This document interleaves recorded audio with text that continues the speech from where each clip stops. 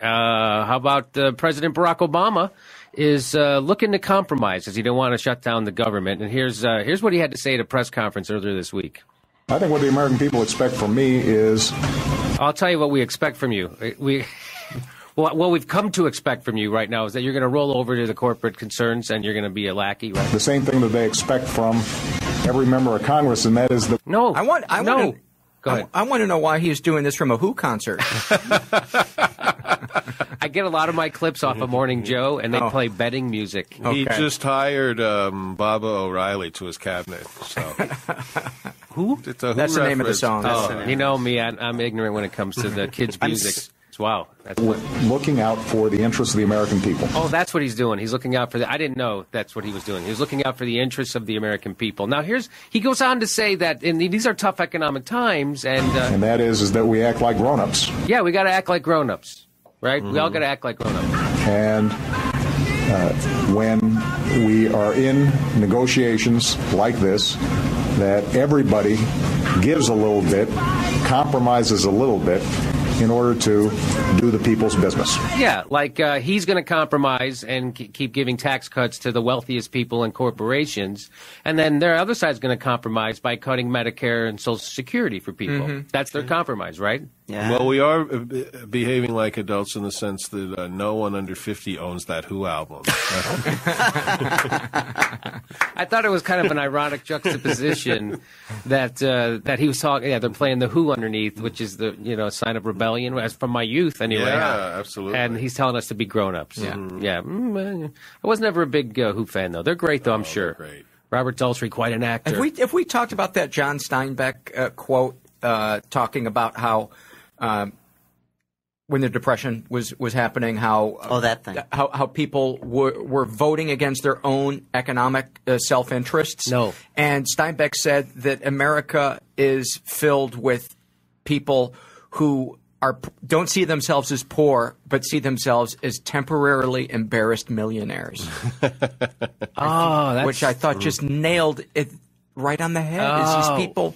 Well, it's a combination, Paul, I think, of that. And that it, for whatever reason, we've talked about this, about why people get angry at other working class people when they actually have a good deal, like when they can actually have benefits and they can retire at a decent age and live like a good life. People who don't have that, working people who don't have that, instead of saying, why can't I get that? They go, he shouldn't have that. Right. Yeah. It's the opposite. It's like, well, no, we can have it. But it's because it's been ingrained into their brain from the corporate media that things are tough. Well, the other guy who has a couple of benefits, he's the one that's taking things away from you, not the corporate people who have huge tax breaks. And keep outsourcing your jobs and raise to the bottom. Yeah, that's and the weird thing is, like, we all have to take a haircut. That's what Barack Obama says. But I don't know if you remember, in January. We're bald. In January. We're bald, Jimmy. They've got long flowing hair.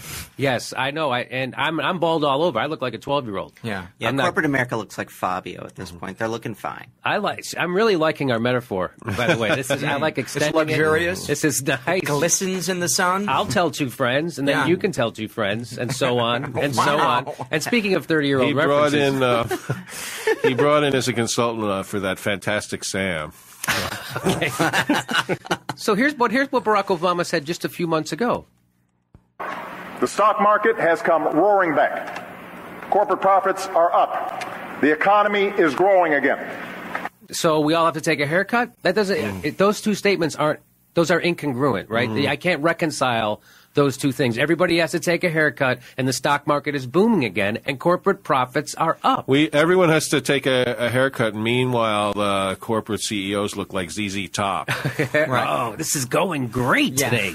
So corporate profits are up. How about we get more money from corporations? How about that? Yes. How about we stop letting them hide their profits overseas? They're not, all of the Republicans giving these gigantic tax breaks is based on, if we give them tax breaks, they'll stimulate the economy. Right. But it's now a fact that all these Wall Street people have all this money and they're not spending it all. They're not investing it in the country. They're not putting it into the economy. That's where the best bet is. You're right. So that whole theory has been discredited many times over. And that's the thing. They're basing their model on the Reaganomics model of 1980 before we were an international world, Yes. before you take investment money and just take it overseas. And now they're taking the money and investing it in China because China is a rigged economy. And if you don't know what I mean, every time I say that on the show, somebody emails me to say you're wrong about that and blah blah blah. It's a rigged economy for a lot of reasons. The big reasons are they don't have any environmental laws or worker protections like we have here. Mm-hmm. Okay, a lot of the government invests in their own businesses. If you want to open a business there, the government makes you partner with one of their businesses. It's a rigged economy. To give you an idea of how rigged it is, they've been consulting with the producers of Last Comic Standing. Wow. Frank Conniff, ladies and gentlemen. Hey, I got a phone call. Barack Obama called me. Jimmy, this is Barack Obama. I would like to take this opportunity to address the criticisms of my handling of this impending government shutdown. We need to arrive at a compromise here.